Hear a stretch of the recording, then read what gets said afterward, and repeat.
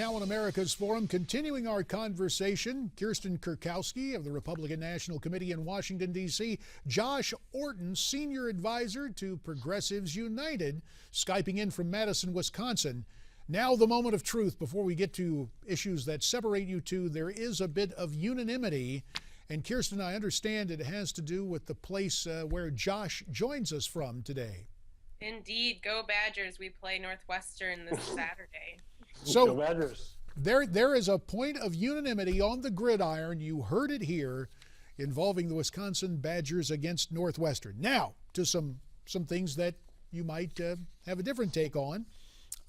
Three key races in the U.S. Senate coming up a month from now, the midterms. Democrats have been doing, well, they're having a tough time. Three states we want to concentrate on right now: Alaska, Arkansas, and Louisiana. In Alaska, recent polling shows the Republican Dan Sullivan taking the lead against the incumbent Mark Begich. Kirsten, is Sullivan going to surge to victory? He is. I think we're feeling really good in all of these three states that we're talking about right now. The polls have really come our way. 32 days. We have to, keep our head down, and we need the grassroots to come out and keep knocking on doors and getting this information, help get those absentee ballots back, returned like we need them to. But all things are going really, really well.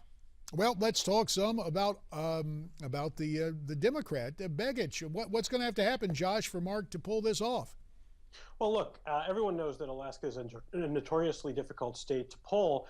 But I think the interesting thing is we heard from Republicans months ago that these three races were absolutely locked up.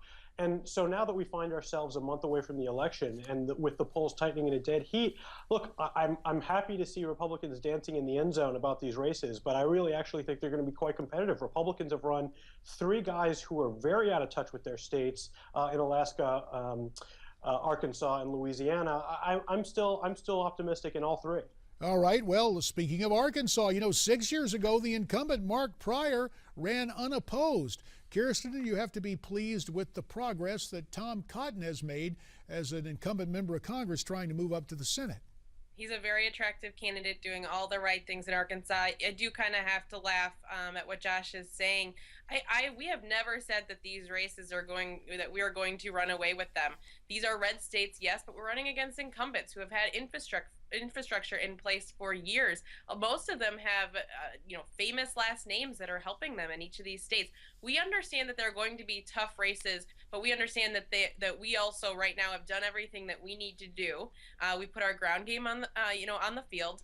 The polls are going in our direction, and our candidates are really doing what they need to be doing. So Josh, Mark Pryor, his dad was a popular politician in the state. Will it be a family thing that helps Mark stay in the Senate? It's interesting, going back to the first segment about saying yes to the dress. It's interesting, Tom Cotton, he's been pushed on things like renewing the Violence Against Women Act and equal pay. I think a lot of these guys are still out of touch with a very key demographic. And so, I understand that right now it's a process argument about the polls tightening, but I have to think that at the end of the day, when the voters look at these Republicans, they're going to see people who are out of touch and are looking to advance their political careers above all else. Lightning round on Louisiana, 20 seconds each. Mary Landrieu, is she going down, Kirsten? And what happens in this jungle primary? You know what, jungle primary, we're going to do very well. I think it's going to be hard. Her favorability ratings are barely at 40%. She has issues with the flights that they took on the taxpayers' dime. There's also issues with where does she actually live? Does she live in Washington, D.C.? So I think that we feel pretty good about Louisiana right now. What about it? Is Mary going to hang on? Go ahead, Josh. I was going to ask that question of residency to Dan Sullivan.